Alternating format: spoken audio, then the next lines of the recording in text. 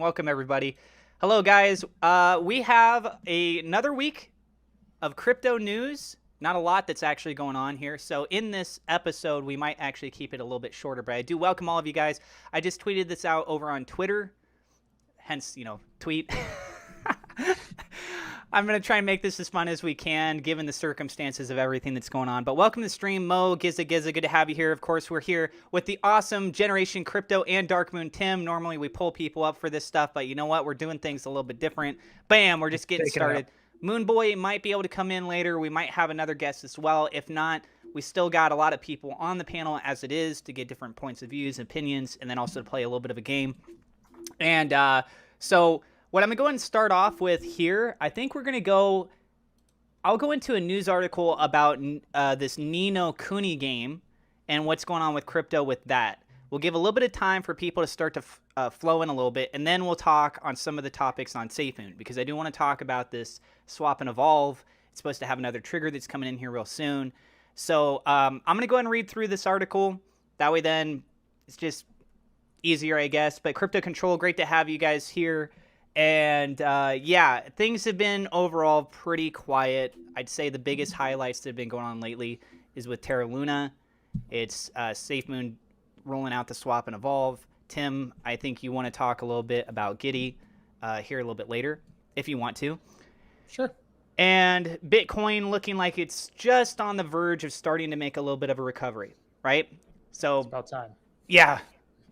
Hopefully these are actual good pushes and it's not a fake out. So let's go and start off with this first article. Greek DeFi Guru, welcome to the stream. Good to have all of you guys here. All right, so I'm going to go ahead and pull up this article to start with. Now, funny story. This Ni no Kuni game, I have another YouTube channel, and I haven't uploaded to it in quite a while. It's just called Atlas. But I was like, let me start to get back in. I got to do some other content. Everything with crypto has been really quiet lately. And I found out that this game was getting ready to come out. This game is from Studio Ghibli, which Generation Crypto, I know you've heard of Studio Ghibli. I don't know how many people in the live stream chat have heard of Studio Ghibli, but think of famous anime movies like Howl's Moving Castle, Princess Mononoke, Spirited Away. This is the same studio that brought this game. But apparently, they're also incorporating blockchain technology. And in the gaming community, what I'm seeing is a little bit of a trend. The websites that normally cover video games don't seem to be so happy about the fact that they're incorporating crypto. And we're going to find that inside of this article. But I'm going to let you guys understand through reading this article how that's being incorporated. And then I'd like to get both of your opinions, as well as you guys in the live stream chat. Feel free to speak up as well. Okay, so new Ni no Kuni game is absolutely rotten with crypto BS. This is according to Luke Plunkett. I will say I've been playing the game like crazy. I haven't had to spend any money yet in the game. I've been doing lots of fun adventures. There's lots of online players. I'm leveling up my character. I've still got a lot of other stuff, and I haven't spent any money on it. So let's go ahead and see what they had to say. It says play to earn isn't just hinted at, it's encouraged on the game's website. Hey, there's a new Ni no Kuni game out, and it looks beautiful. This should be cause for celebration, but we don't deserve nice things. So instead, we have got a mobile/PC gacha game that is built on a foundation of crypto nonsense. As we've covered, the supposed value of these markets is in freefall. But while that's bad news for owners of cartoon JPEGs and made-up currencies, many video game studios and publishers are pushing on regardless. Among them is Korean developer Netmarble, the team behind Ni no Kuni Cross Worlds, which despite an Asian release in 2021 was only made available in the West last week. Look at this trailer and you'll see why fans of the series and of Studio Ghibli might have got excited. We're not going to play the trailer for you guys. We're going to just go and continue on with the news information. Sadly, this is now the part of the story where I tell you this is actually a gacha game that also has cryptocurrency BS baked into it. Netmarble have their own cryptocurrency wallet called Marble X, and as this website helpfully points out, players are able to take in-game items, trade them for Netmarble's Asteroid or Terite tokens, which are currencies you can trade on Marble X, then trade those for other cryptocurrencies. The game's website proudly boasts on its front page, emphasizing just how central this is to games to the game's entire existence. Ni no Kuni Crossworlds employs a gameplay-based blockchain system, giving players who enjoy Ni no Kuni Crossworlds the opportunity to play to earn tokens throughout the gameplay. Players can acquire 2 types of tokens to the Ni no Kuni Crossworlds blockchain system, and our teams will do our best to preserve the tokens' values. Oh, and they're also planning to bring in NFTs later in the year as well.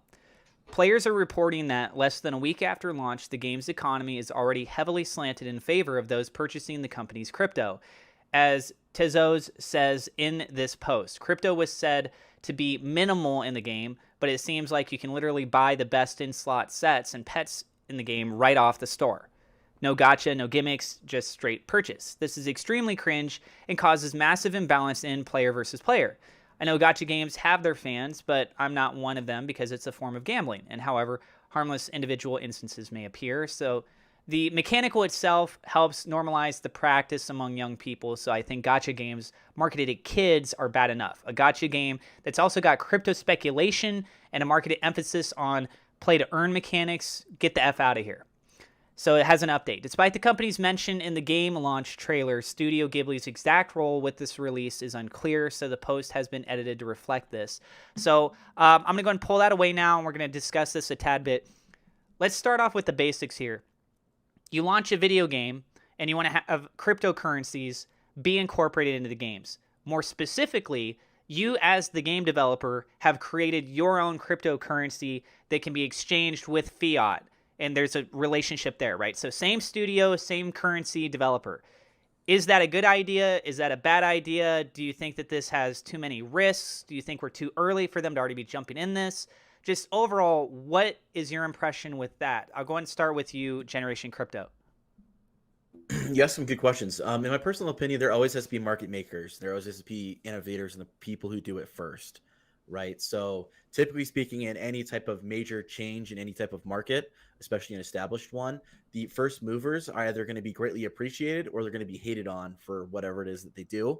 And a lot of times I've noticed historically when someone is the first to do something, they're initially hated for it, but later down the road, they end up being praised for being the trendsetter in that space. So at the time that they did it, everyone goes, "Oh, I can't believe you're doing this. This is a terrible idea." But 10 years from now, people will look back and be like, "Oh, do you remember when they were the first to do this thing and they were the first to try this and it worked, or it did well enough that it got other people in the space and now we all just kind of do it. It's just accepted practice now." A good example of this was actually with Star Wars in the 90s when the kind of the prequels came out. They really had some heavy CGI use, and there was a lot of criticism on George Lucas for doing that and the way that they did things. And of course, there was other reasons that they were on him about that as well, with dialogue and several other issues. But the CGI was actually one of the things they really focused on as being an issue as well, amongst the other issues that were brought up with the movies.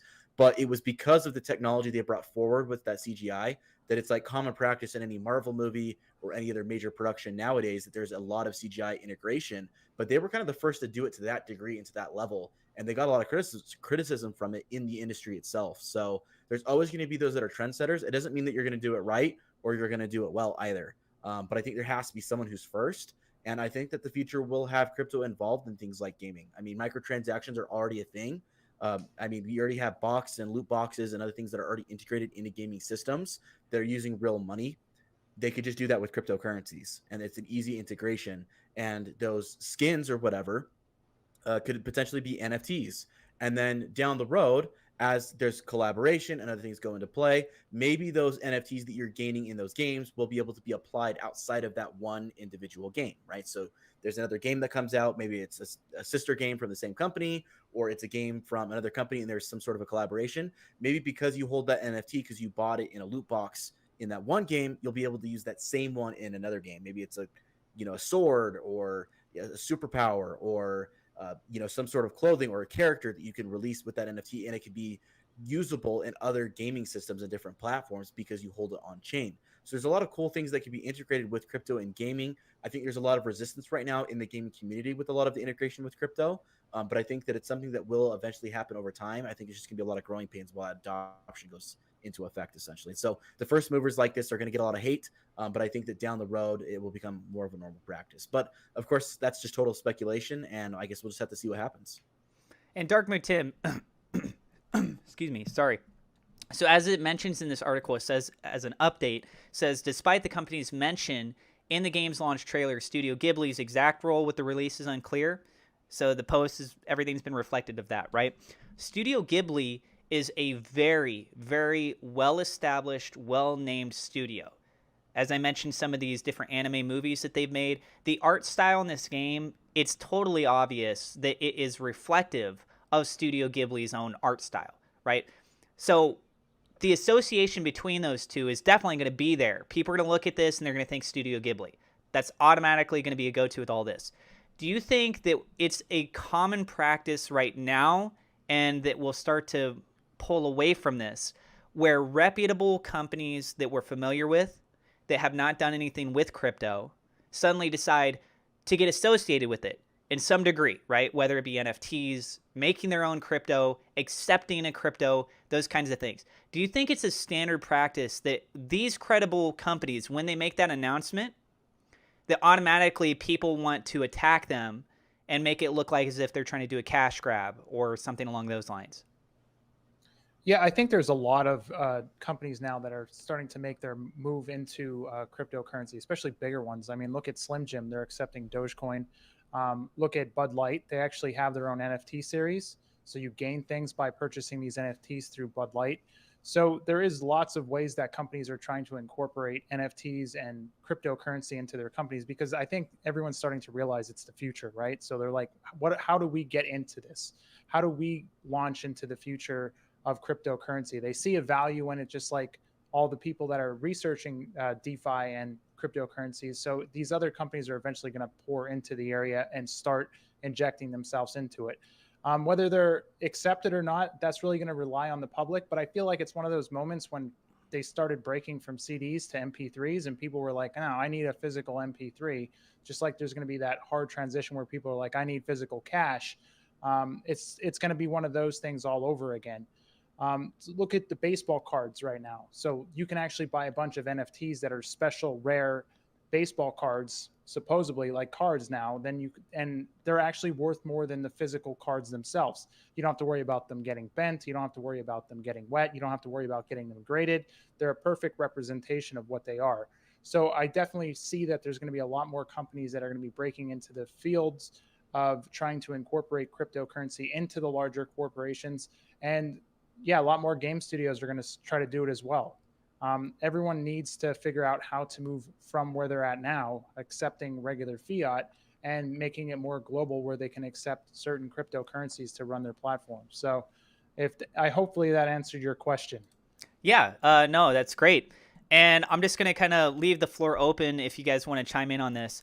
But the idea of a video game where you can go in and you can get access to certain features by just paying for it, right?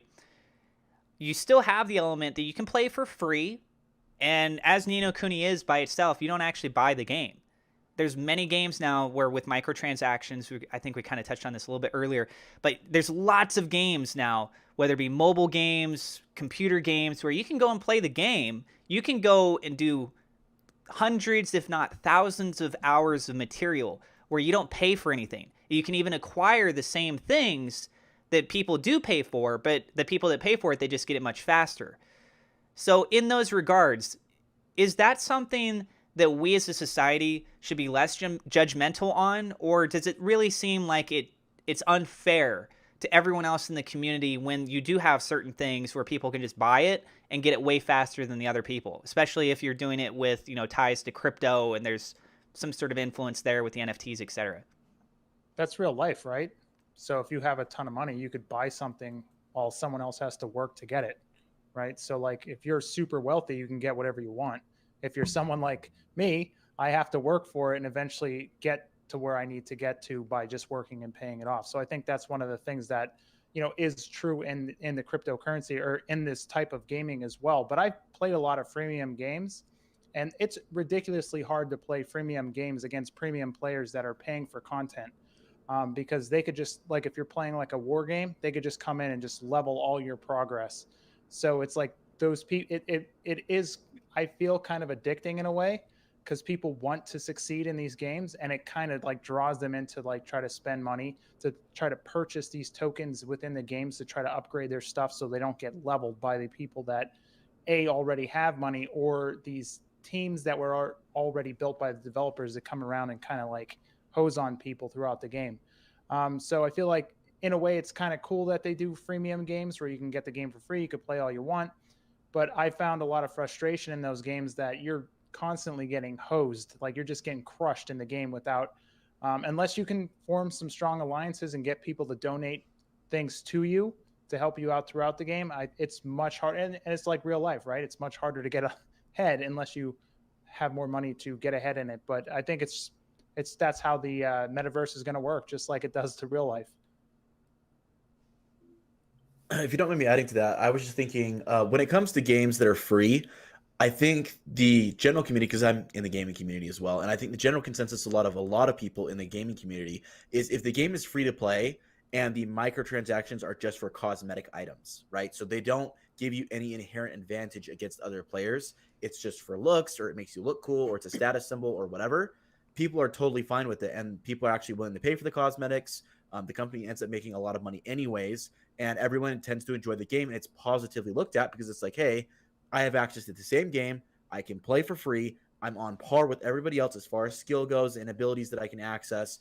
It's just if I want to look cool, or if I want my abilities to, look fancy, then I have to, fork over some dollars or some crypto in order to make that happen. And I think that's been the general consensus. So if that's how crypto gets brought in, is under that same guise of, hey, we have these NFTs that make your character look cooler or to have different accessories, but they don't provide any competitive advantage in a competitive style game, I don't see any issue with that, and then it's the same as if it's kind of a single player game. If the single player game, at that point, it doesn't matter whether it gives you advantage or it doesn't give you advantage, because you're not playing against another player and there's no issues with that. So I think that's the typical rule. I think if you're trying to do it where you're giving away and you're paying with crypto, but it's basically required in order to be competitive, that's going to be poorly looked upon regardless of what payment system you use, whether it's US dollars or euros, or you go with crypto or whatever. Yeah, I would say I agree very heavily with that. The cosmetic side, people want to spend tons of money to look cool, to have like some exclusive skin, some exclusive looking pet. They want to show that off. That's on them. But when it comes time to doing something where you're competing against another player, well, yeah, then there's definitely an element there where you're like, look, I played way more hours than this other player. You would think that I would have some more reward with that. But the other person's like, no, I just want to skip all that time. But, the fact that they're paying that money, at the end of the day, these studios that make these games, they have families, they got bills, they got everything that they need to pay to. Some kind of money needs to come in. It's kind of funny to me, right? When I was in high school, so we're talking back like 2005 to 2008 time period, what was the cost of a new video game back then? It's like $60, $65.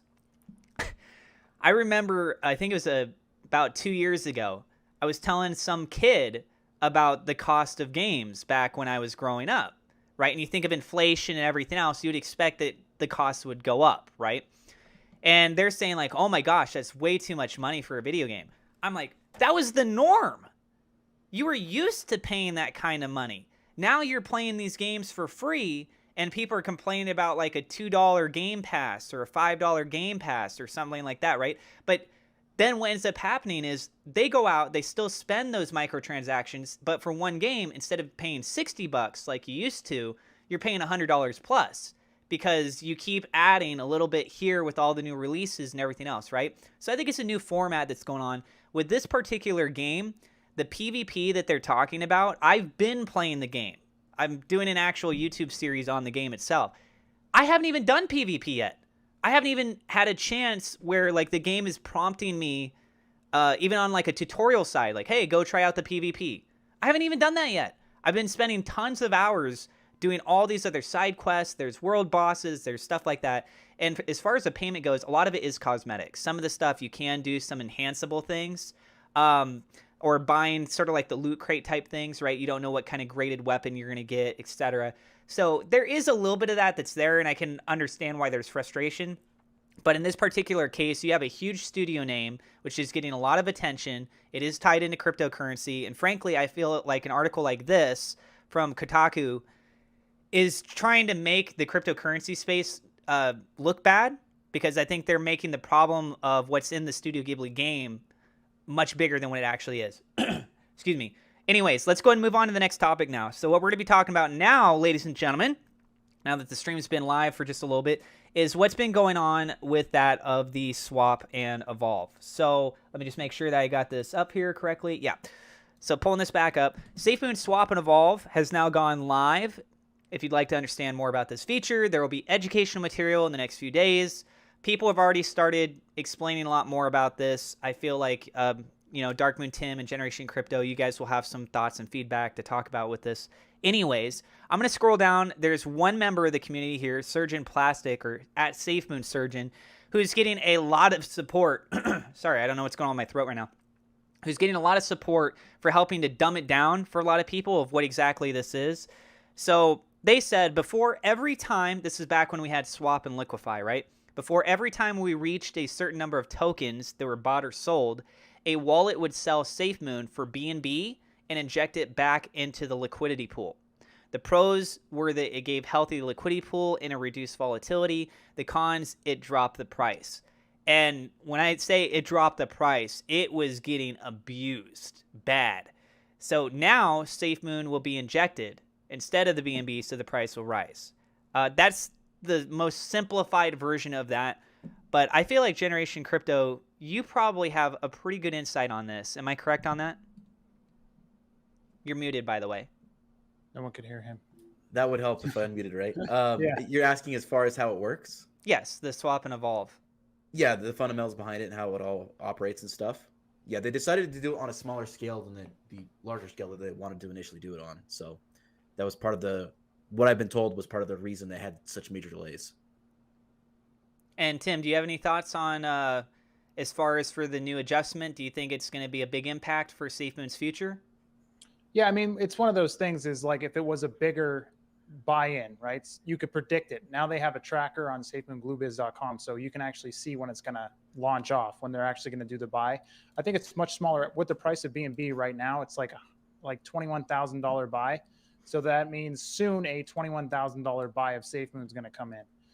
If it was as big as what it would have happened in the past, the price would have, there isn't going to be much of a price adjustment with this because it's not buying as many tokens to fill it.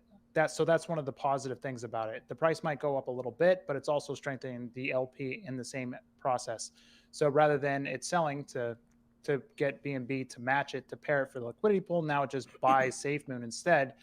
So you're gonna see a little raise in price because you're gonna get at the current prices, you're gonna get like a $21,000 buy.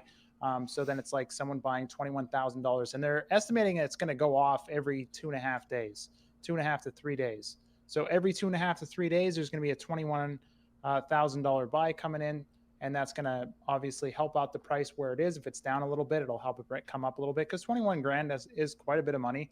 And then also when people sell, there'll be more liquidity in the liquidity pool, so the chances of the token dropping a lot faster. It's going to be more stable. So that's one of the positive things about swap and evolve. And it's actually a lot better. I don't know why it may have taken so long. And like Generation Crypto said, they had to adjust the amounts of the purchase in. Yeah, I guess that could have taken some time. I don't know why it took as long as it did, but maybe that they wanted to make sure everything was worked out, make sure everything was secure, that no one could exploit any issues with the original contract that they are going through. And I'm excited to see it because this is something that a lot of people were hoping for. There really wasn't a lot of addition to the LP. The old system used to just kill the price. The lower the price got of SafeMoon, the worse swap and evolve did for the price. Or swap and liquefy. Yeah, swap and liquefy. It would just keep going off because the price was lower and it only hit a certain amount of tokens. So you would fill that bag up faster because the tokens were cheaper, and the more transactions that would go through, the faster that bag would build up. And it would trigger more transactions, which would keep further driving down the price. So they actually shut that off, I believe, sometime in February. So it's been off for quite some time. They haven't had swap and liquefy on, and people were waiting for something to fix the LP because the LP and the stability of the token was so wonky. It would just fly up 10% one day, be down 20% the next day. So now with the 32 buy-in that they had, it injected some LP money into the LP a little bit, and now with swap and evolve, it's going to definitely help things out a lot more. Which I actually wish they had this um, on when they were doing the 32 buys, because this would have been a much bigger help uh, for the overall system itself, for the LP health, if they had this enabled before they did the 32 buys. But I could see the price of SafeMoon at the time when they started it was astronomically low, so they needed to do something. It was pretty close to bottoming out, so the 32 buy was needed. But yeah, I really am excited that this actually came out, that they actually have it functioning, that it's going off. They already did a pre one that went off early, and now they're going to just follow out every 2.5, 3 days with the swap and evolve launching. Yeah, and that's all based on volume activity that's going Right. on, right? And so, when this goes on, it does help the price a little bit. We did see it on the price charts. It's helping it a little bit. But my question next is, I'm going to direct this over to you, Generation Crypto. When we start to see, let's say we start to see a lot more volume and the price of SafeMoon goes even higher from here, the rate of this taking place, do you think that that will have a more dramatic impact on the price stability of SafeMoon, or price increasing or decreasing in any kind of regard of that matter, in comparison to where we are right now?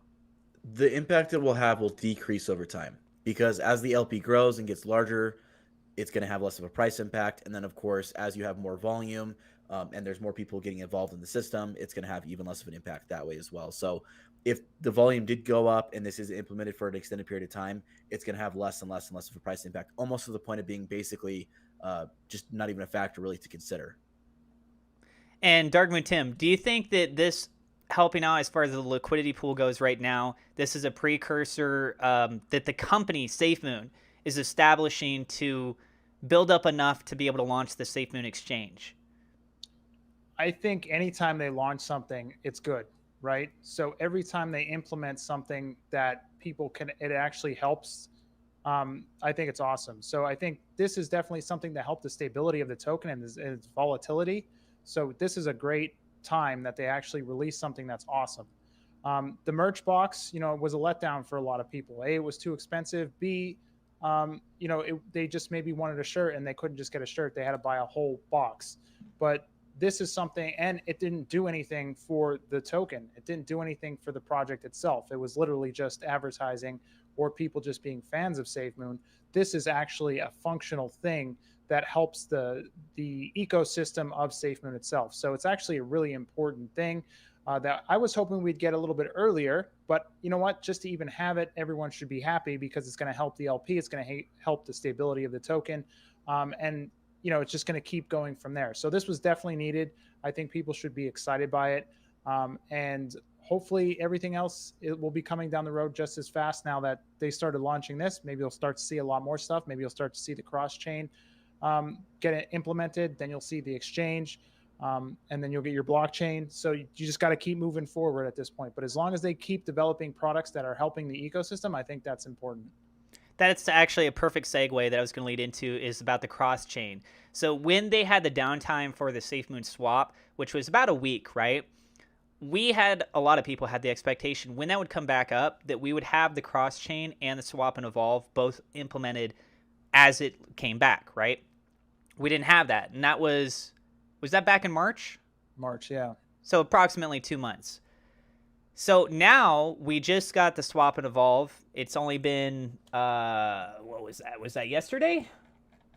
That was 2 days ago. So swap and evolve is live. It's been live for just 2 days. And we still have to wait on what's going on with the cross chain. So my next question, I'm going to go ahead and start with you, Tim. I know you just answered, but we'll go ahead and just flow with you. Is, do you think we're going to get swap cross chain for SafeMoon in the near future? And I'm talking within a week to 2 weeks. I hope so. I hope that this is first they needed to release this. Maybe there are steps. I mean, that they did say that everything was, in the past, that everything has to come in succession on how they, when they launch products. So maybe this was one of the steps that they need to have launched before they can launch the cross chain swaps. I hope they launch more than just ETH, though. I hope they have more than just Ethereum. I hope they have other networks on there as well, like other chains.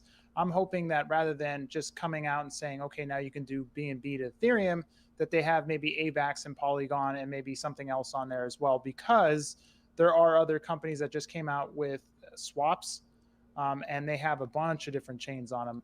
And Ethereum gas fees are still insanely stupid. And I think that needs to be tackled. I know they also have a lot of other things that they're looking at doing as well, or at least I hope they're looking at doing. They still have to refund the V1 holders that lost their bags when doing transfers, and they also have to figure out what to do with the P SafeMoon people. So maybe when they're doing the cross-chain swap, this will allow them to have some sort of solution for the people that are stuck on P SafeMoon, that bought in and have not got upgraded to V2. I'm thinking maybe that will be the solution for them, the new cross-chain swap that they have. Maybe it'll be something that they'll be able to come out with to help the people that are on P SafeMoon, who are just sitting there and looking at their token saying, hey, man, I was supposed to get upgraded in December. Where are we at? Where are we at? Because I actually get a lot of comments saying, hey, what's going on with P SafeMoon? And in the past, I was told it was going to be corrected pretty quickly. But maybe they had another idea on how to correct it, and it needs the cross-chain swap, because obviously that would be the main reason why I would think they would go to Ethereum first, is to help the people that are stuck on Ethereum with the P SafeMoon and have some sort of fix enabled with the cross-chain swap too. It's just a theory, but I definitely think they should release more chains than just Ethereum when it comes out. But if not, I think it's just not going to be a great step when it comes out. I don't think it's going to be super useful, because I don't think as many people are going to be going back and forth between BNB and Ethereum because the prices are so high with the gas fees. So that's just my thought on it. Generation Crypto, my question for you, the SafeMoon card, that delivery date they've been saying before was by the end of the second quarter. So tomorrow is June, at least where I'm located. Some of you that are watching the live stream, maybe you're located over, Europe, etc., Asia, and it's already the first for you. However, my question for you is, do you think that the reason why we're not hearing an update at the moment on the SafeMoon card is because the SafeMoon cross-chain plays a role with that for some reason? Or do you think that the SafeMoon card is being delayed or not delayed? Do you think we'll still get it on time? Just kind of your overall thoughts on the expectancies of the SafeMoon card. Yeah, so as far as the swap goes and the relation to the card, I don't think they have any correlation. Obviously, down the road, it could be easier to use the card if you're able to use the DEX to cross-chain and all those features, but I don't think there's a direct correlation between the cross-chain and the card. The way that I look at things with SafeMoon as far as release dates and things go, just over the 1-year history that it's had, is, to me, nothing exists for the future of SafeMoon until it does. And the reason I say that is because we have been given so many dates, so many time frames on when things are supposed to launch, what order they're supposed to launch in. And if you just look over the course of the history of the last year, things have launched out of order of what they said they were going to launch, and they have never launched on the date that they initially said that they were going to.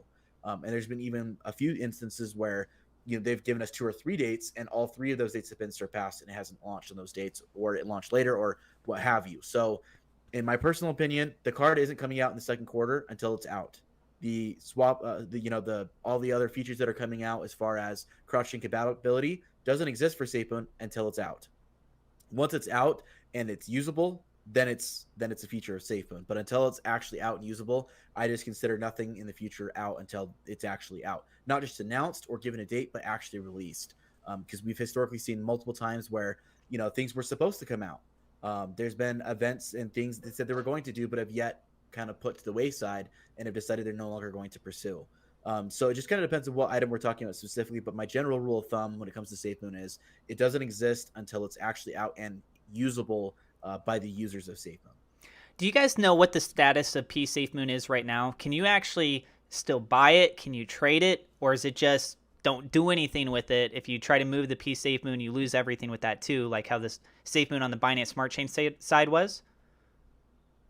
As far as I understand, they're kind of in limbo. So they can't move the tokens. They can't migrate the tokens. They're just kind of stuck there. And we were told back in December, end of December, early January, that it was going to be like a 45-day-ish period before P SafeMoon would also be migrating. Someone can go back and I'm sure they would know more than I would, but I believe John said something to that effect in Discord way back then, and we haven't heard basically anything since then. So it's been obviously way past 45 days since that date, but no word on that. So Okay. yeah, they're pushing close to 6 months. A lot of people are saying that they're feeling like they're being forgotten, and that was one of the things that I got a lot of message on my YouTube channel. They're like, "Hey, what about us? What about us? What about us?" I'm like, "Yeah, I know. There's about 20 some thousand people that are holding P SafeMoon right now, and they saw their tokens drop drastically, and they never got moved over to the new V2 price, right? So they're looking at V1 prices when they're looking at the cost of their tokens, and they're pretty much worthless at this point, and they want to know when they can actually be into the ecosystem and have utility with what they have, because right now it's useless. Like what Generation said, they can't do anything with them. They can't sell them. They can't do anything. They're literally just in like purgatory right now. They're kind of just hanging out. They're like, where are we going? And so it would be cool to see something come out soon to help those guys out. Okay, I'm gonna throw like just a random idea out, and I want to see what you guys think of this. SafeMoon card comes out. The SafeMoon swap tokens that are listed on there. You can be able to use those with the card. You can prioritize which ones you want to use, and you can go spend your card in the grocery store or the gas station or wherever, right? You get to go do all that. The people on P SafeMoon, what if they didn't have to migrate? What if the SafeMoon team was able to make an adjustment through the card to where you can just choose it if you happen to own P SafeMoon, prioritize it. You go to the grocery store, it's like, hey, don't worry about migrating, just spend your P SafeMoon. It's like maybe there's a way to be able to allow people to essentially get that converted over, but having to not have to do all the other things. Do you think that that would be a good idea? Do you think that would be a bad idea? What are your guys' thoughts? So it's linked to the V1 LP, right? So they're pulling the BNB from the LP, so Yeah. the token is crashing. So that's why a lot of people are like, "Hey, man, now our token is becoming useless because you're taking the LP out of it." So what we have and what we're stuck with is pretty much worthless. So even if they were to take it, the price is worth way less than what SafeMoon is.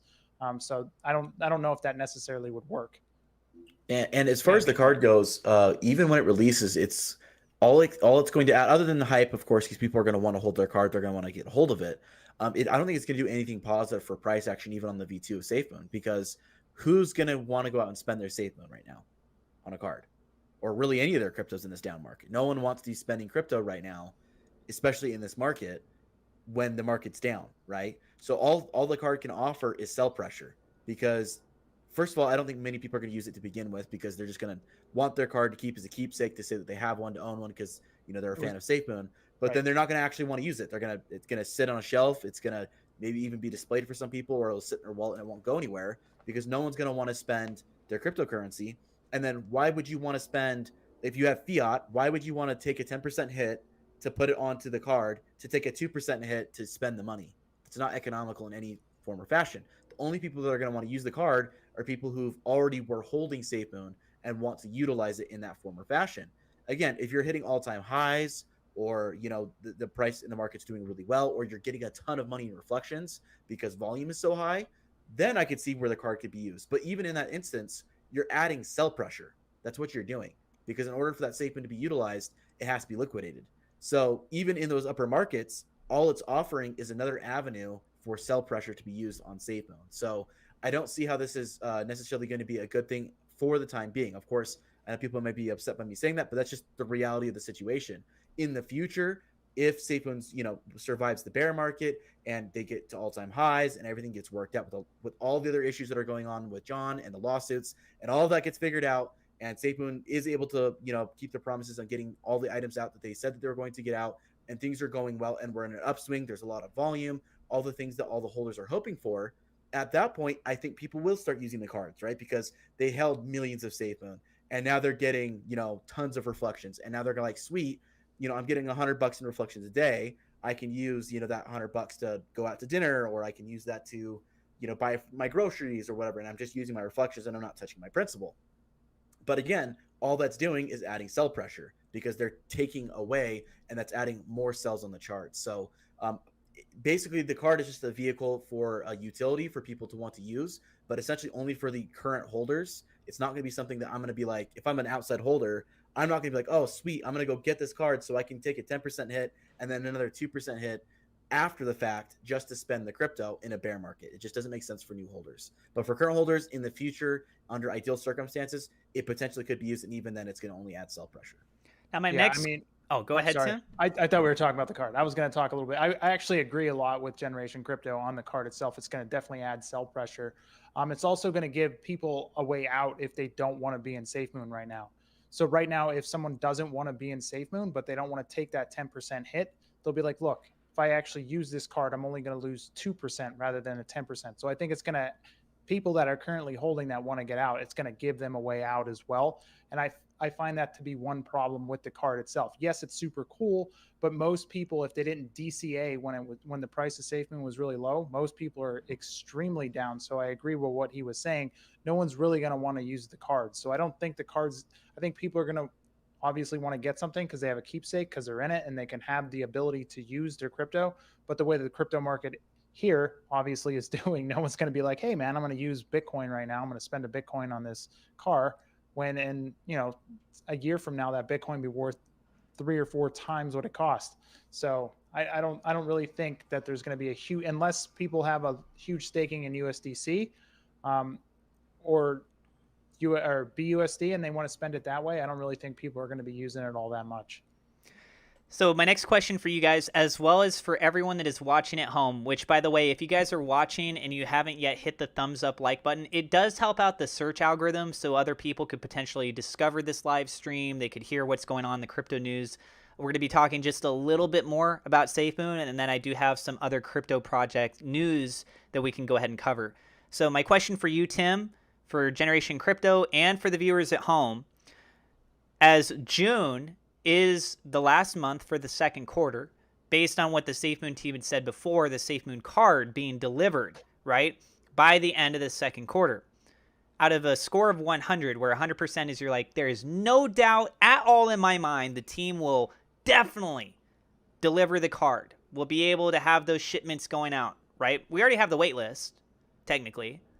But other than that, they haven't collected our home addresses, where to send the cards, any of that sort of information. So do you think they'll actually be doing the shipments out by the end of this month? What is your probability based on where we are today on May 31st at this time? So Tim, how likely do you feel at just this exact moment?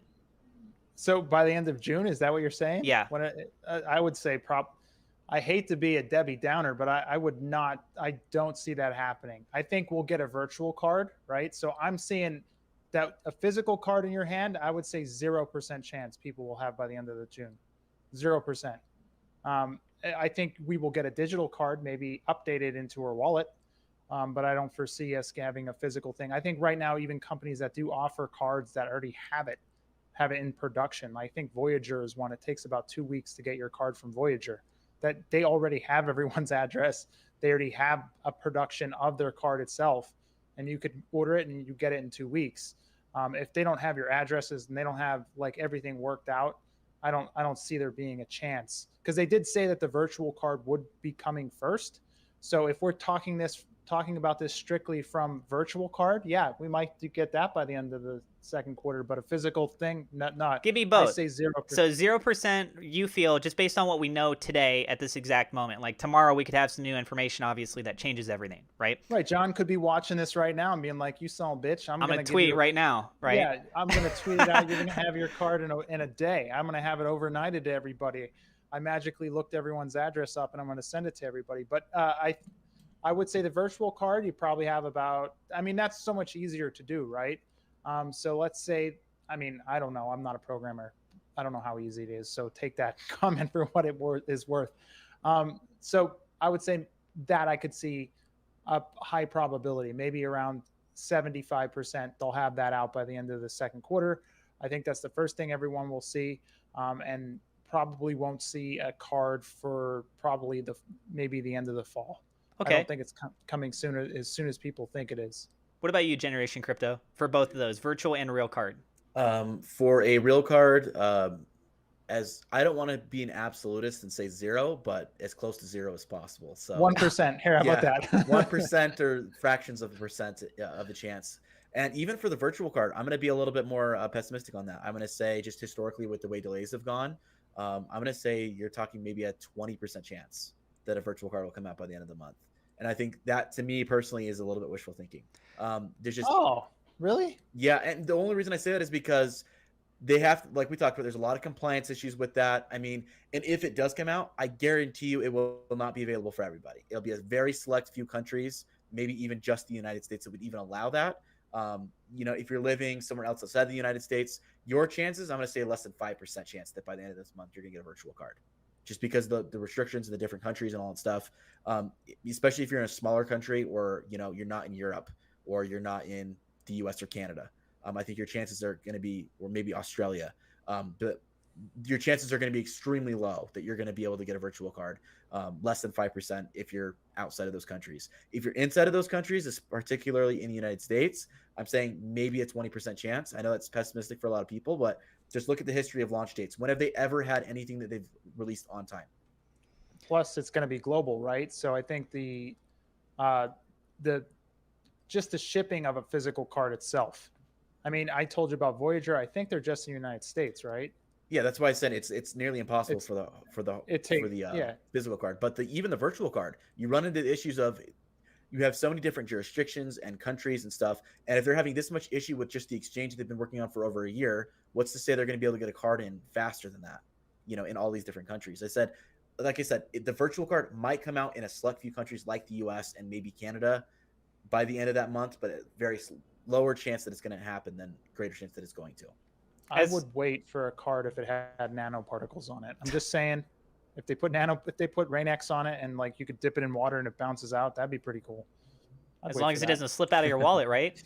Yeah. Like, oh, I gotta pay. Wait, where's my card? I can't find it. You see it scooting across the table. It's got a mind of its own.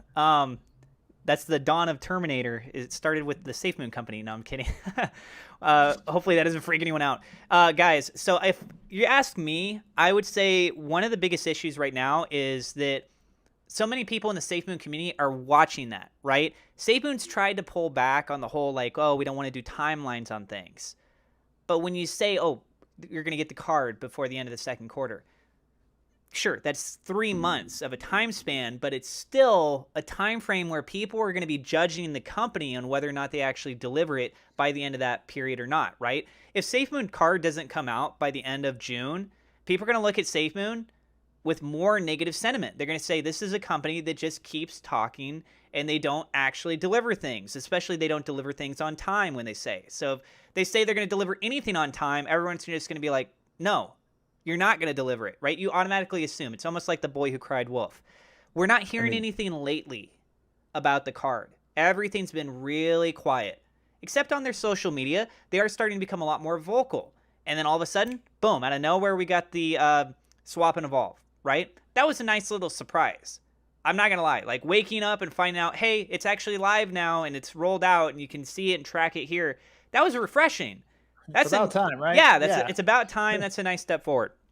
Percentage-wise, I'll say of what I feel for the physical card, for the first shipments, whether it be restricted to certain countries, whatever, just like, hey, yeah, we're actually starting to ship some of these out. I'm going to give it like a 35% chance that I think that by the end of June that they might be able to pull that off. As far as for the virtual card, I'll give it like a 45% chance.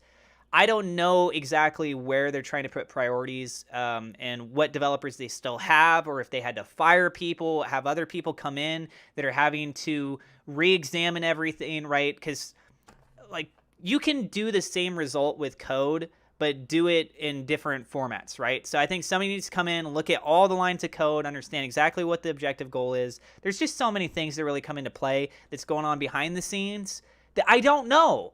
And so I can only speculate. But based on the fact that we haven't been hearing a lot of information lately, and we know that we're rolling into the critical month, the one that a lot of people are focusing on, I can't be super optimistic. But I will say this. The fact that they did just roll out the swap and evolve, that does reassure me a little bit. That gives me a little bit more confidence in the company.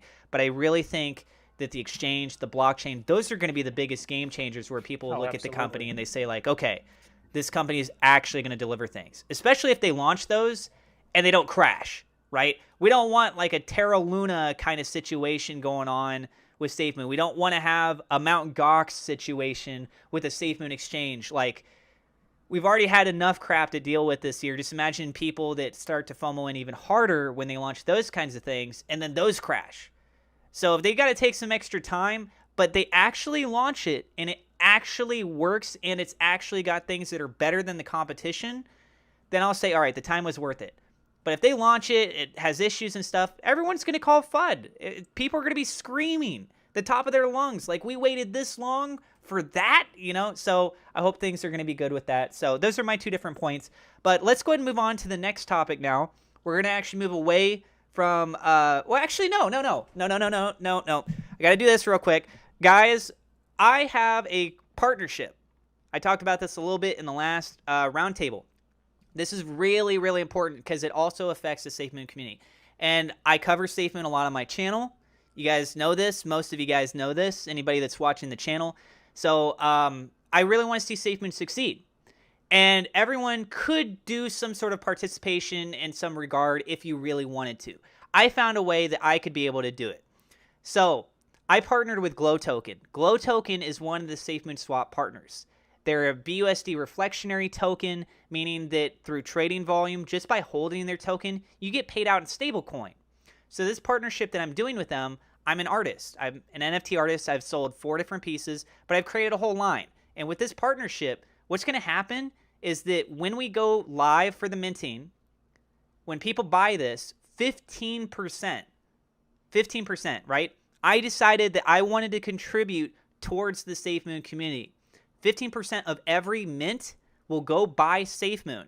And there's less than 24 hours left. There's a Twitter account. If Generation or if Darkmoon, if you guys could share the link to that Twitter and when you get a second, that'd be great. It's at Team Eco Warriors. So we should be having this go live about a month from now. But 15% of every mint will go buy SafeMoon. There's a poll that's going on. There's less than 24 hours left to vote in that poll. And you can actually choose what you want this whole project to do with that SafeMoon. We could burn it. We could reward it to NFT holders. Right now, like, there's a couple other options. But the biggest one that's leading right now that's probably going to happen is burning the tokens. So think about that. You got a $500 listed price. You do 10,000 for a limited run NFT line. If all 10,000 sold, that's approximately $750,000 that would go buy SafeMoon. I mean, you guys have seen the price, especially lately, right? I don't know what it's going to be a month from now. But if people come in, they buy the NFT, they're getting passive income rewards, they're supporting charities, there's other partnerships that come in, there's additional utilities. It's going to be an evolving system. And it contributes also because of the Glow token that's being bought. That's also part of the SafeMoon swap. So you combine all these elements together, it's definitely creating a strong ecosystem, hence the name like Eco Warriors.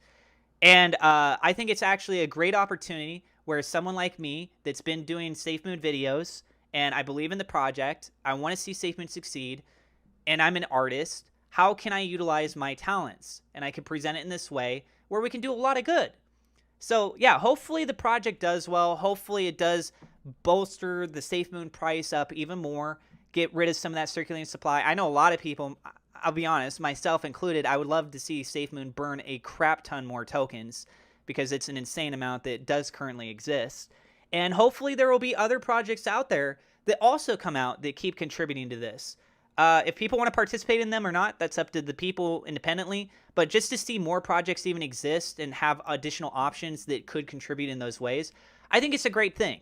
And I think that the tokens ultimately, it's dependent upon the community. Unless the code is bad, right? The project can fall apart if the code is bad. But if you got something that people look at it and they say, I could trade it, I can find a utility. I can create a utility for it. I want to be able to contribute in my way. So anyways, let's go and move on to the next topic now, which is going to be about this. Bitcoin's price rally to $32,300. At the time of me talking right now, it's actually at $31,876, so it has pulled back just a little bit here. And I'm going to go and read through, and I'd love to get your guys' opinions on this. So let's go ahead and get this bad boy started. Bitcoin price rallies to $32,300, but 3 factors could limit its recovery. Bitcoin bulls press the price to $33,300, but significant tailwinds in traditional markets could continue to weigh on Bitcoin's price. So that's not great news, obviously. Bitcoin price action has been surprisingly bullish since May 27th. Weekends, especially holiday weekends, are notoriously volatile and indecisive, with major whipsaws and price movements being the norm. Even in bull markets, bearish price action is often the norm, but Bitcoin buckled that trend. Bitcoin rallied nearly 11% between May 27th and May 30th, moving through the critical $28,600 level to move back above $30,000 to $31,700. The weekly close was the highest close of the past 20 days, and it gave bulls the strongest 3-day run in over 2 months. However, macroeconomic fears may weigh on any further upside potential. There's talking about here global food shortage fears mount as commodities prices rise. The global food supply is a primary yet easily overlooked factor contributing to Bitcoin's future price potential. Since the beginning of the COVID-19 pandemic, governments worldwide have shut down their seaports and airports, effectively cutting off and interrupting the flow of goods. This disruption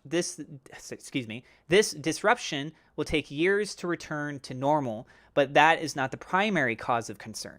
In the United States, fertilizer costs have risen exponentially over the past 18 months.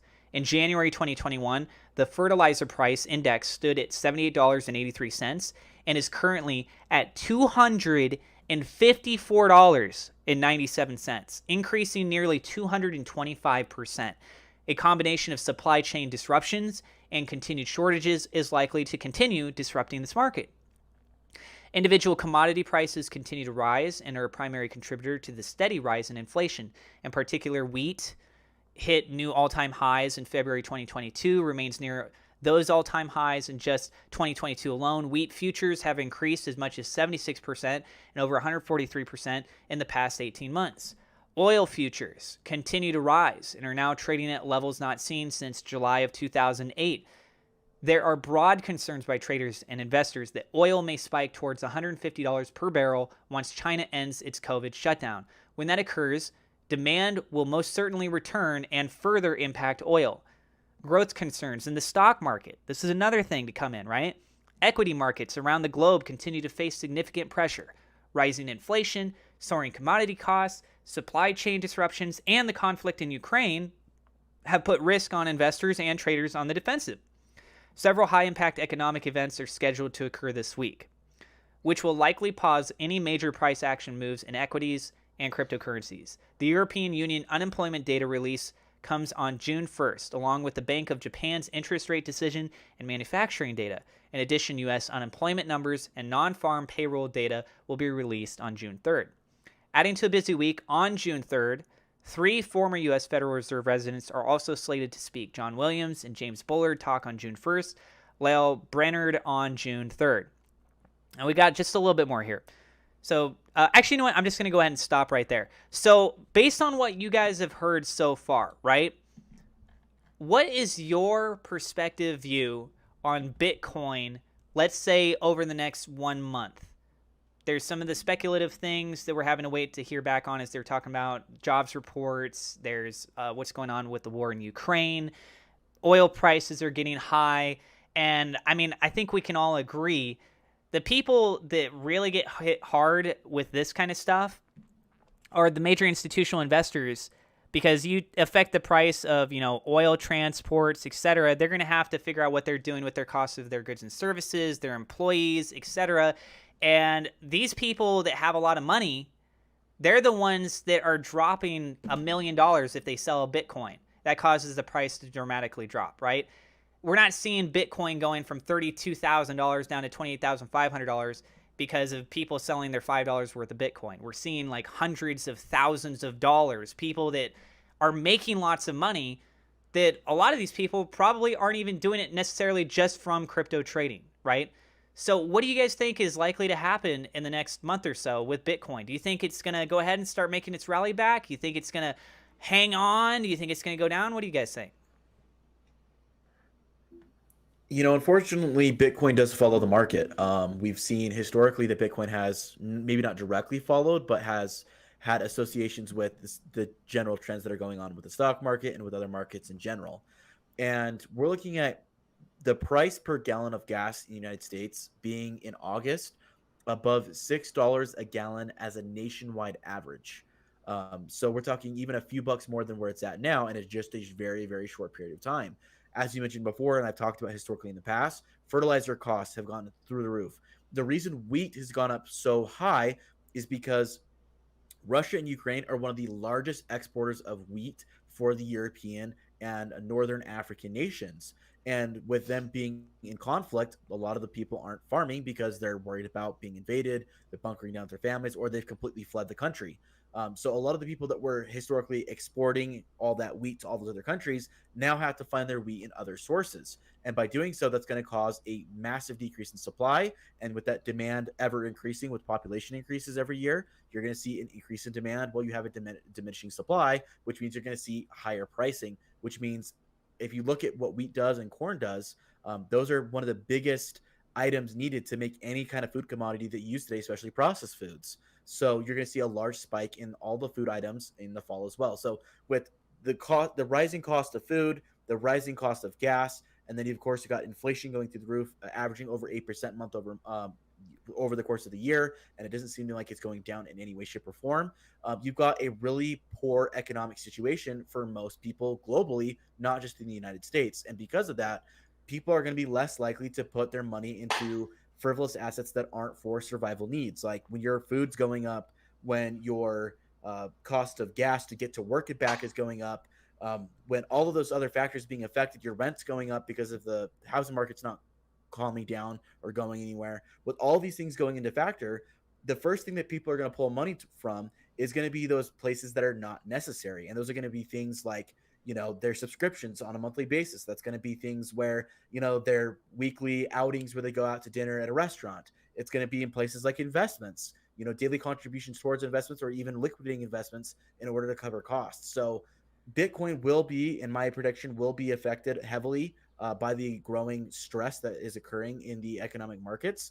And the only way to overturn that is for the general populace, and I mean general populace, to recognize that Bitcoin may be a safer bet than US dollar or any other fiat currency. And just kind of where we're at globally with things, I just don't see that happening anytime in the next month or a few months. It's going to take a while before mass adoption hits that level where Bitcoin can kind of decouple from the current fiat economic systems.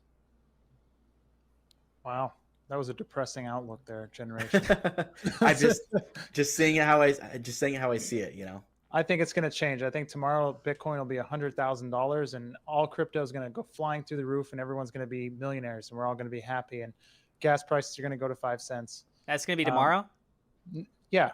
Just what time tomorrow? For a very long time. Sleep for a very long time. Yeah, I mean, with everything going on economically and all these wars going on, it's hard to see things going up quickly because people are going to have to put their money in other places, especially if the price of gas is so high. Food costs are going up. Once you bring the price of gas up, that's when the price of everything goes up, right? Because you have to transport goods everywhere with gas. And so that's going to generally affect everything everywhere. So that's one of those things where we just have to realize that if gas prices go up, everything else is going to get more expensive. And if that's the case, people literally it cost me $60 to fill up a car that used to only cost $30 to fill up. So now the cost of going places and just doing things is going to get way more expensive. And so not having all that extra money to take and throw into the crypto market to see if your investment's going to rise or fall, I think is going to be a deciding factor on whether we see a bull market. And I don't see it happening within the next couple of months, possibly within not the next year or so. I'm going to throw a little bit of a curveball here and go on a different direction path. I'm going to say that I think the market is going to see an initial run here in the next month or so, because I think we've been pretty extended of a dry spell and people are still looking to try and make profits. If Bitcoin starts to make enough of a consistent rally, a lot of people will look at that and be like, what was its previous high? Oh, it's 69,000. What's it at right now? There's a lot of room potential for me to try and make some money on there, even if it does go on a run for a bit and pulls back. So I think we are on the verge of seeing some green for a change, but a lot of volume. And then I think it's going to be very volatile. We are passing into the second half of the year, right? First half of the year, we've had a lot thrown at us. The war with Ukraine started when? This year, right? Like the big push inside there and everything. There's been a lot of stuff that's really happened this year. Let's just be real. And so I think at some point you have to ask yourself, how long can it keep going along this trend until the trend ends up changing? And when I look at Bitcoin on a weekly and I say, hey, 6 weeks in a row, that's what the previous record was of red every single week. And then we hit 7, and then it's 8, and it just did 9. It feels a bit overextended. And you give a little bit of a taste of some profits to people like dive into that, right? Look, right now, my finances from all my investments and stuff, it's hurting bad. But I'm still looking at the market trying to figure out what is going to be the next thing. If any one thing is going to start to make a move and could make me some profits and I need to move from this asset over there, etc., what is it, right? I'm still doing the research. I'm still looking for the opportunities. I'm not ignoring those kinds of opportunities. And let's be real. If Bitcoin does start to make a push, we are very likely to see a lot of the rest of the market start to make a rally as well. The stock market, really frustrating right now. There's a lot of things going on behind the scenes of investigations going on with the DOJ's office, etc. Some of the different, darn, I just forgot their names. Like Melvin Capital, they just went out of business. Anyways, there's lots of investigations that are going on right now for sure. So let's go ahead and I'd say we should play a game. You guys want to play a game? Ooh. Let's do it. Kind of like lighten things up a tad bit. All right, so let me change the point of view here just a tad. So I know there's only 2 of you guys. No prize from me on this one. I hope you guys don't hate me on that. I hate you already. It's okay.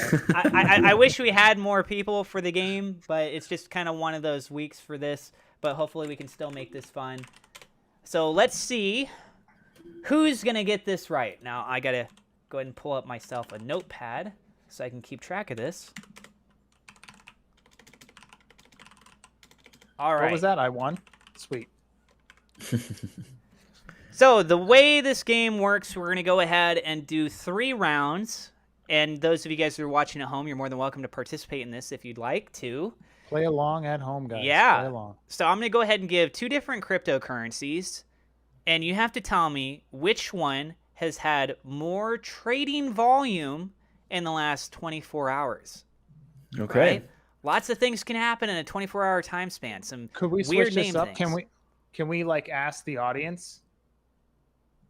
Ask them, You know and what I then mean? how would we form it if we asked the audience? Well, no, it would be like you get one chance. If you don't know the answer, could you ask the audience? Could you No, say, because you're going to comment sit there below? forever. There's a delay in the stream. They're going to Google it or whatever, and then they're just going to tell you the answer. Yeah, that's what I was hoping for. Yeah, that's called cheating, bro. All right. Let's see. So let's go ahead and start with you, Generation Crypto. And which one of these do you think had more trading volume? Actually, let me go ahead and make sure I got this adjusted by trading volume. There we go. That makes it a little bit easier for me. In the last 24 hours, do you think that it was Aave or Shiba Inu? Shiba. Okay. What about you guys in the audience? What do you think? Which one do you think had more in the last 24 hours? Do you think it was Aave or Shiba Inu? And Tim, I'm going to go ahead and give you the same question. So which one do you think? You'd say Aave? Oh. I mean, I will say that I have it, and it went up 27%. So I'm pretty excited by that. That is good. So, All right, Generation Crypto. Next one I have for you is, do you think in the last 24 hours, DAI, D-A-I, or Loopring? I'll go die. Okay. And Tim, what about you? Which one do you think? I'm going to go with DAI as well. I also own that too. But that's a stable coin, so. Okay. Which is why I went with it having more volume. Yeah. And also, Generation Crypto. Now, same thing, you guys in the live stream chat. Let us know which one do you think. DAI or Loopring? Which one do you think had more? And then the last one now, because we're going into the last round. Let me go ahead and make my adjustments here. Okay, there we go. So last one, the last 24 hours. Do you think Bitcoin, Satoshi Vision, or Compound? I'm gonna go with Generation. Compound. Just because if we have a different first answer. So the idea would be whoever got the first answer correct, if I answer the same thing as Generation, I would win. So if I screw up here and then select something different, but was right on the first one, were wrong on this one, I would lose. So I'm going to match Generation and say Compound. All right, fair play. So All it comes right. down to who got the first one right. Yeah, who got the first one right? What do you guys think in the live stream chat? All right, and the winner of this is Generation Crypto. Oh, Yeah, Nice. so the first one, let me see if I can go back here. Because I know she's been having kind of a rally recently. That's why I was going to go with that. Shiba Inu, yeah. So Shiba Inu, it's down 2%. Doesn't matter. Trading volume's high. Trading volume. Okay. It had $455 million in the last 24 hours that's been traded for Shiba Inu. Aave has had 367 million. My bad. I know it was a crazy amount. I was like, holy shit, what is happening? We need that with SafeMoon, man. Come on. Yeah. $500 million in a day. That'd be nice for a change, right? Okay, and then the second question was, let me see, which one was that? It was Dai and Loopring, right? So you both got this correct. Dai had $214 million in the last 24 hours, whereas Loopring had $169 million. And then the last question, which was with Compound and and Bitcoin Satoshi Vision, or the BSV. You both got that wrong. Bitcoin Satoshi Vision had $140 million, almost $141 million in the last 24 hours, whereas Compound only had $111 million. Yeah, but you want my opinion on Bitcoin Satoshi Vision? I think you got to be really careful when you look at that one, because there's been so many shenanigans in the past that when you look like at trading volume, they'll do 45-cent trades like back and forth between accounts just so that it gets this massive amount of trading volume.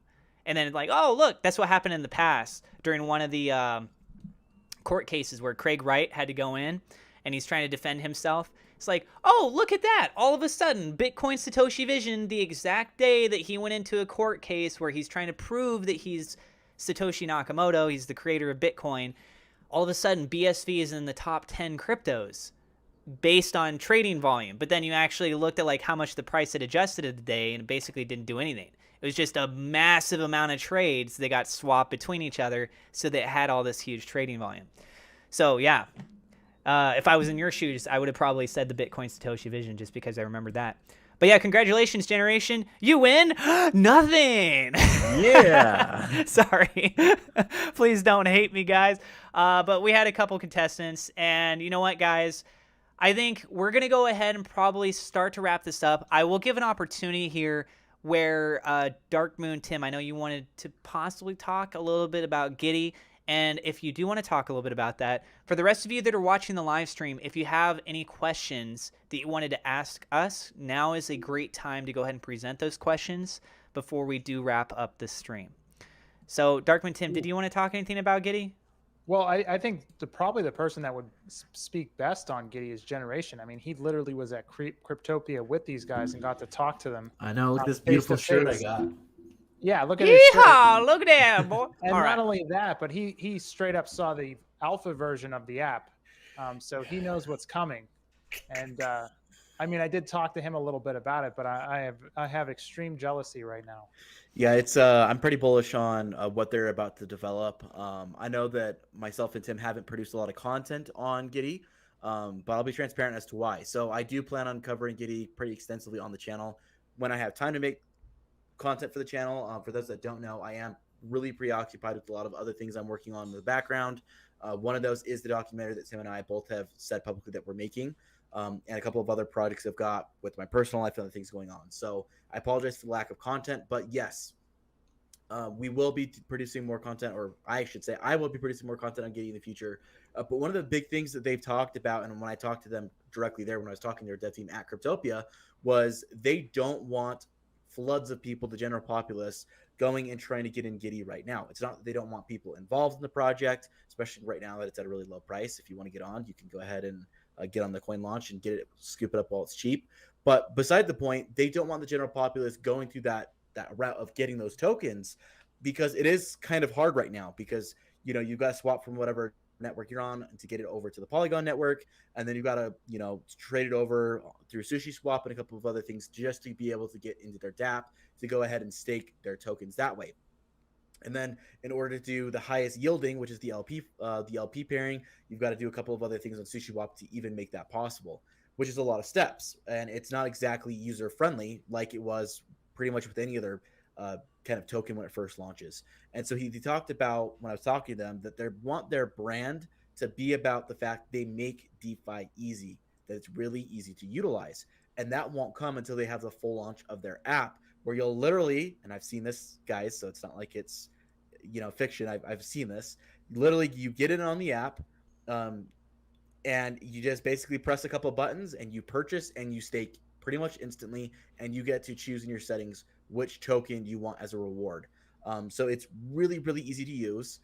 It's probably one of the easiest crypto apps I've seen used, and that's even going to say with exchanges. It's a really simple app to use, and it's going to make DeFi extremely more accessible for a lot of people, and at least getting their feet in the door of getting used to the idea of buying tokens and then staking them for a profit, and then being able to onboard and offboard all in one app. There's no download these 5 apps and go through a million steps just to get this token in order to stake it for APY yields. It's just download the one app, click a couple of buttons, pair your card, you're good to go. You buy, you stake, all in like a couple of minutes, essentially. So it's going to be a really cool utility. I think it's going to help a lot of projects outside of Giddy. And of course, I think Giddy token running the whole thing will, of course, make that token do really well as well. So as that gets closer to launch, as they do AMAs, I would like to cover those. If I can, I'm available. I'd love to stream those. I'll give you guys updates on that as they come available. But the actual tutorials on how to buy and stuff, I won't be doing until the app launches, because I want to respect their wishes and make sure that that's what the face of their company and their project is when it launches. So a lot of exciting things coming for them in the future, and I'm excited for what they're going to bring to DeFi. Yeah, I mean, they asked me when I first got involved in their project, I straight up went to them. I said, I'm going to start making content on you guys because I really think they have an awesome team. I really think what they're trying to do for DeFi is awesome.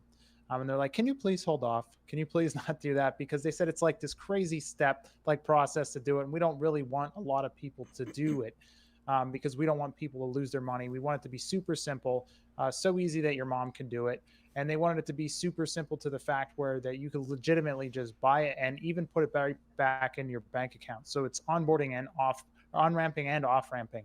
And that's something that they wanted to be super simple, because with exchanges and all that other stuff, that's how you have to off-ramp your stuff in DeFi right now. You have to go through an exchange to off-ramp stuff. But they just wanted it into a wallet app. So you actually own the crypto, unlike an exchange where you just get a ledger and you don't actually own the crypto. So I'm pretty excited just from the aspect of how easy it makes DeFi, but also from the aspect that it's solving a big issue in DeFi where you can lose your seed phrase and then you're screwed. They have this MFA that's really awesome with their app, because their app is going to function like a wallet. So you can actually spend the crypto in there. You can actually send crypto to that wallet. But also, if you lose the seed phrase, you can actually recover it through your multi-factor authentication.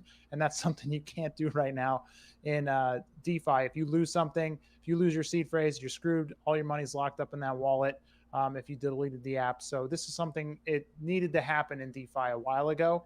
The whole being able to recover your seed phrase and make it easy. What we were just talking about before, the world is kind of getting crazy with interest rates inflation going up. If you're holding money in the bank where you're in an account that's not yielding you a lot of interest, you're going to be losing money every year that you have money in your bank, because you're not gaining 6% in a bank account. And if the inflation is going up 6%, 9%, you're losing money by just holding it in the bank. So if you have it in your safe or in the bank, it's losing its value. The cool thing is they're going to have a variety of stable coins that you could stake, so you can actually earn a higher percentage than you would if you had it in a bank. So I think that's kind of cool too about the whole project, and I'm super excited for it. And the price is on sale right now, so if you guys want to do the crazy process of trying to figure out how to get it, go right ahead because it's at a good price right now. Crypto Control asked, what project are you guys most bullish on? I'll go ahead and start with this one first. I'm going to say Glow Token. The fact that I'm doing the partnership with them and what we're looking to have come out in about a month from now with this NFT series, I think there's a huge opportunity there to help support their project, to help with price stability, price buys, increase, etc., and just the whole ecosystem of that. And the fact that it can help contribute towards charities, I think that there's a lot that we could do. So with where they're at right now and where I could see them going because of the partnership with them and with other projects that I'm incorporating in with my NFTs, I'm hoping and I'm praying that that will be a high incentive driver for people to trust my project, to come in because of those relationships. And in turn, I think it could do, I'm not going to say like it's going to make the Glow token price go through the roof, but I would be frankly kind of shocked. Like if we sold all 10,000 NFTs and it didn't impact Glow's tokens price, I'd be shocked. I know that when we talked with Brian, he did a little bit of the math on it. Based on where Glow token is right now, if I remember correctly, he said that if all 10,000 NFTs sold, it would approximately 3x Glow token's price from where it is just on that alone, let alone from the fact that now more people are learning about Glow token. They're seeing what the additional benefits are. Maybe they decide that they want to go buy more on their own. Glow token has their own other things outside of my NFT that they're also working on. I'm not going to touch on that because, you know, they got their time when they want to talk about all that stuff. But the fact that I can be a part of that, I can see that they are working hard, that there's some good opportunities that are there. I'd say I'm quite bullish on Glow token. What about you, Darkman Tim? Which one would you say that you're most bullish on right now and why? I think Giddy. I think that and for all the reasons we were just talking about, when you have something that allows people easier access to the world of DeFi, you're going to start getting in a lot more people into it. Especially if you're giving them an easy way to come in and get out of it. Right now, that's what scares a lot of people, and their whole idea of what they're trying to do is easy enough as your mom could do it. So that's what they're trying to say. If my mom could buy DeFi right now and stake it, that would blow my mind. She has a hard time calling me with her cell phone because it's a touchscreen. So if she could Oh, figure out how my to mom stake, was the same way. yeah. But if you could figure out how to stake something, which I know she's getting better because she's always addicted to those crazy, like, I don't know, like gummy app things on her phone now. But if she could just push the damn button and stake crypto and she can actually do it and I don't have to explain it to her, I think that's going to be game changing. And just because of that alone, you're going to bring in a lot more people, especially if it's safe and it's easy to do. People are just going to do it. Even if it's just a small amount of money, I think it's going to show the legitimacy of the project. And that's why I'm so bullish for that, because right now getting Bitcoin and getting Ethereum and dealing with all these gas fees and not even knowing what you can do with it, and even purchasing stuff on exchanges where you don't actually own that token, it's just a ledger, I think is a pain in the butt. And so I think that's why I'm so bullish on this project. It's just going to change DeFi for the better. What about you, Generation Crypto? I'm gonna agree with Tim on that one. Giddy's definitely the one I'm most bullish on, especially after Cryptopia. There's a lot of other great projects that I've met with a lot of developers at Cryptopia that have projects that are yet to launch that seem pretty cool that I could potentially become bullish on. But as of right now, projects that are in the works, in development right now, it is most definitely Giddy, and I don't think it's very close. Next question is from Marcus, who says, did you guys do anything outside during the holiday weekend, like bike ride or run, a hike maybe, or even a lemonade on the porch sort of vibe? Any moves to not look at the screen would be great. You guys do anything like that over the weekend? I sure did. Me too. I rented one of those side by sides. You know what I'm talking What's about? that? They're like Oh yeah. they're all terrain vehicles. And I took my daughter out for the first time off roading in one, and we just nailed every puddle. And I tried to get the damn thing stuck. And it was the first time when I looked at her and she took her goggles off, and the only thing you saw were just these. She looked like a raccoon in reverse because her whole face was just mud. But she Oh had a my gosh. blast. So it was Literally a lot of had fun. a blast of mud right on her face. Oh yeah, I mean, I didn't even care. I figured if we're going for it, we're just gonna just completely just get filthy, and it was a lot of fun getting out and just doing that with her. I went out on a walk. I'm trying to get back into exercising a little bit more. I'm at home all day, every day. I don't have anyone like to really go out with all the time, kind of a thing. And I've been feeling a little bit more claustrophobic lately, and I think it's been giving me some more anxiety. So I just went out on more walks recently. I think Saturday I walked like 3.5 hours, something like that. Finally hurt a little bit too much. I'm like, okay, I need to go inside. And yeah, it's good to have you guys here. So we also have Marcus who says Ape Swap and Drip partnership is off as of in the AMA from Forex Shark today. What are those effects, and is it possible that SafeMoon Swap could help out? I don't think SafeMoon Swap is going to happen. I reached out to a member of the SafeMoon team. I talked with Forex Shark himself. I actually set up the meeting so that they could go off on their own. I'm not there. I don't know what they're talking about, but I introduced them. As far as I know, they had a conversation.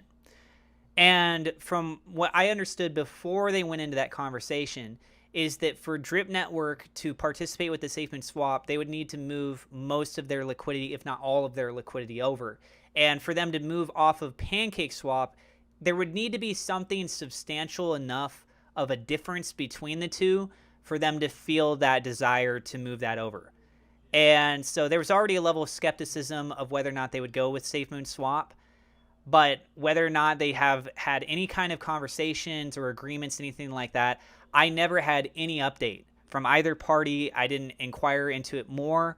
Those kinds of things, those business conversations, I would expect that would be all internal. But at the very least, I did set up a meeting. That was months ago. And it's not like we've heard anything recent with that. And then as of recently, we heard the potential of the Ape Swap. Now that looks like that's fell through. I didn't see the AMA.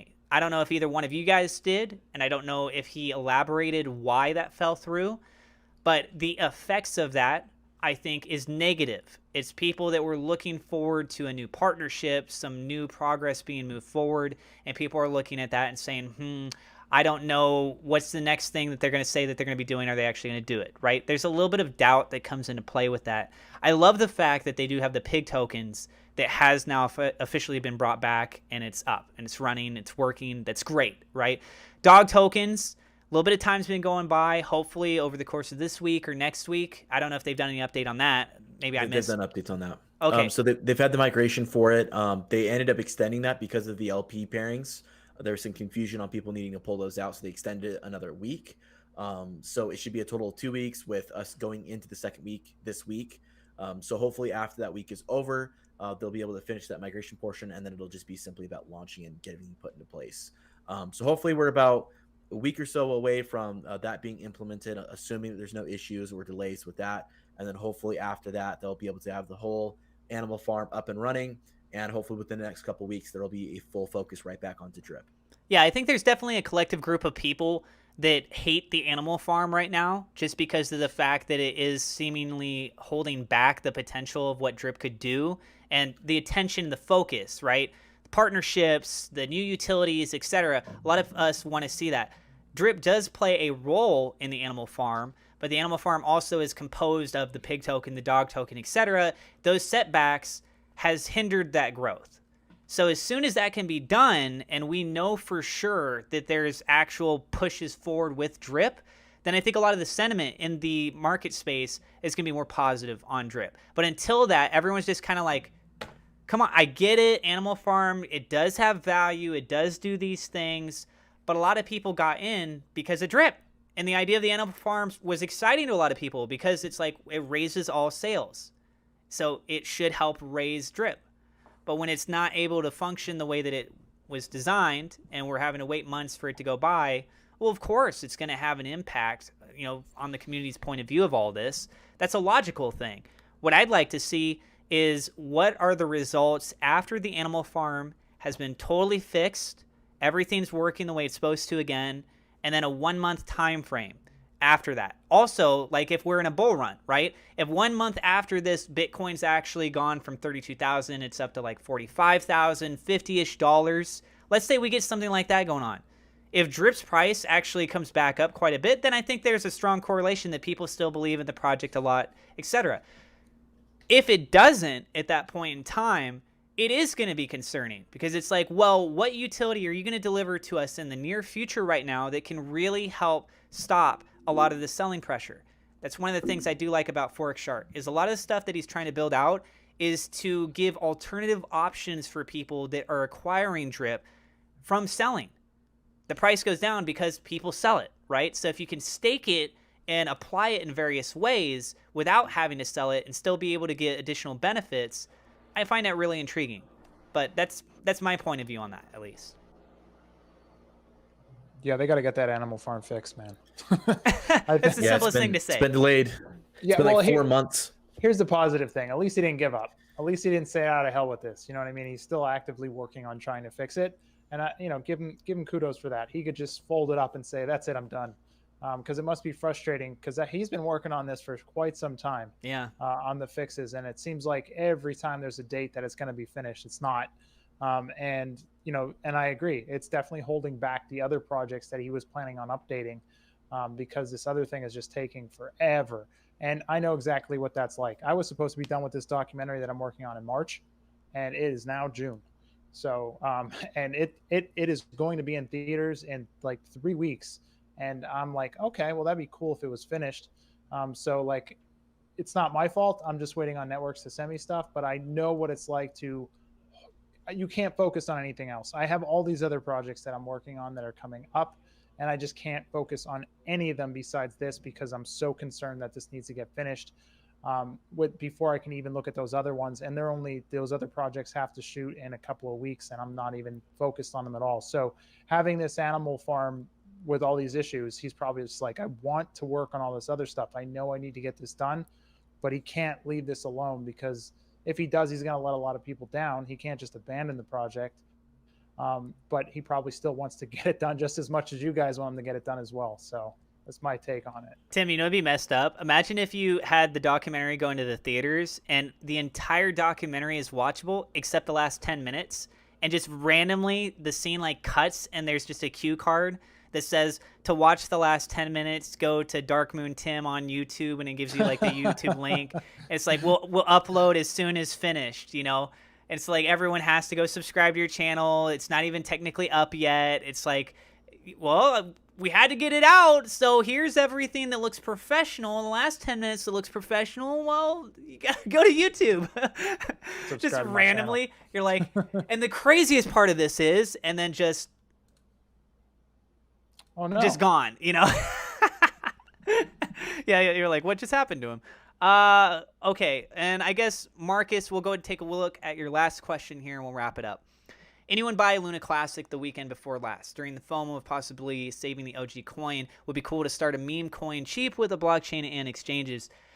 Well, I bought about $600 worth of Luna Classic now, and I sold. I had about $250 of value just the day before Coinbase shut it down, because I had it as wrapped Luna. And I was trying to figure out, like, where can I even, if they shut it down, where can I even trade it? And I'm looking at it, I'm like, oh, like Uniswap or something? Like, I'm going to be dealing with the Ethereum gas fees with that. Just, I could transfer to the wallet, no problem. But then I make the swap. Oh, I got to pay the Ethereum gas fees. Oh, and then I want to transfer whatever I just converted it to out from that private wallet. I got to pay the Ethereum gas fees for that too. I'm like, for what? Off of my $250 that I have left? I'll be left with like 150 or 175 or something. It's even worse. So I was like, you know what? I put in 600. I'm going to go ahead. I'll take 200 out. I'll leave $50 in there. If something happens with this like wrapped Luna in the future, let it ride. But at most, I lost $400. I still got $200 back. I was hoping something else was going to happen with it, but the whole thing's just been really disappointing for me. I bought a pre-classic, if you will, like when it was tanking pretty well. I put in like $14 or something like that, made like 140. It wasn't, I mean, I was just like, oh, well, if I lose the $14, I lose the $14. And when it raised up, I was like, sold. And that was it. And then I tried to buy it back again, and I was just like, my luck's going to run out. And so I did. I bought it back and it ran out and I lost some money. And then I bought it again. You know how you do this? It's one of those things where you want to kind of, and I think that's kind of was my last straw where I'm just like, you know what? I think this is it. I think this is it for me, where I'm just trying to just buy a token for a moonshot. You know what I mean? Like, Yeah. because that's what I've been doing in the past. Like, you'll see something, be like, wait, is this going to take off? Is this going to take off? You can care less about what the future of the token is doing, right? So did you care about what the utility that they're gonna bring to Luna Classic? No. Yeah, I mean, you were just hoping that it was gonna fly up and you could sell it. And I think that is where my game is going to change for the rest of the year now, is just invest in projects that have legitimacy, that have a great team, that have great products that they keep pumping out. And that's my advice to anyone. If you've lost some money, is stay away from these moonshot projects. Only invest in what you believe in. You know what's probably going to happen, Tim? Over the course of the next 6 months, some random token is going to massively fly, and you're going to look back and be like, man, I wish I would have bought that. It's like, wait, but you said you only want to invest in the cryptos that actually have real utility and stuff. It's like, yeah, but if I would have bought it at this, especially you, Generation Crypto, you got a habit of doing this. The what if game. It's like, can you imagine, right? It's like, can you guys imagine, like, this is Generation Crypto. Can you guys imagine if we would have had the money over in this other project, this blank coin, if we would have put that in at this point in time, we would have, he's like doing the calculator. It's like, we would have this much money, with that much money right now, right? Like, that'd be Dude, like him with that calculator really chaps my ass. He's like, hold on a second. We'd have $8,432 only if we invested in this. This is one of those things. If we could predict the future, we wouldn't be sitting here right now. We'd be on yachts floating around the ocean, right? So I'm scared of the ocean. I'd be like on a virtual yacht in a metaverse right now. where would you be, Generation, if you were able to predict the future of crypto? I'd be on your yacht, Tim. You'd all be floating around making Earn Hub videos. Exactly. As long as it's Making Earn Hub documentaries. and not. I'm not gonna say You it. know, this is supposed to be a family-friendly show, Atlas, and you just ruined that. No, I didn't. Hey, you ever watch like classic cartoons, Disney movies? How many times do they slip in an adult joke and the kids are like, I'm what? just teasing you. Teasing me, huh? Teasing me on my own show? No, you guys are awesome. Yeah, thank you so much, Marcus, for being here. He said that he bought $700 worth and got back $500. Smart move is to buy high and sell low. Thanks, everyone. Yeah, you know, look, the thing was, many a times. I looked at it, I saw how much it pulled back, and it had a huge rally. I think when I bought it for the $600, it was up 800, 900% over the 24-hour time period. And I'm looking at this, and I'm already like, that's a huge red flag. I mean, you get 20% up, you should already be kind of skeptical on these things. But I'm like, well, it was the top 10 cryptocurrency. A lot of people are talking about it on social media. I'm like, who knows? Maybe. Fine. YOLO, right? I was like, if I lose it, yeah, it sucks. It is $600, but okay. And, you know, at the very least, I did pull out my $200. I still got 50 that's kind of sitting in there, and maybe something will happen to it in the future. But yeah, it does suck to kind of lose more money inside the market, but I continue to hold a lot of my other assets, and hopefully we see a rally start to make a run, right? So that's it from me, Generation Crypto, Darkman Tim. You guys got anything else you wanted to talk about with the viewers? I think we're good. I think we're good. I love all you viewers out there. You make me happy. When skies are gray. Thank you so I don't much, care everybody. what these guys look like.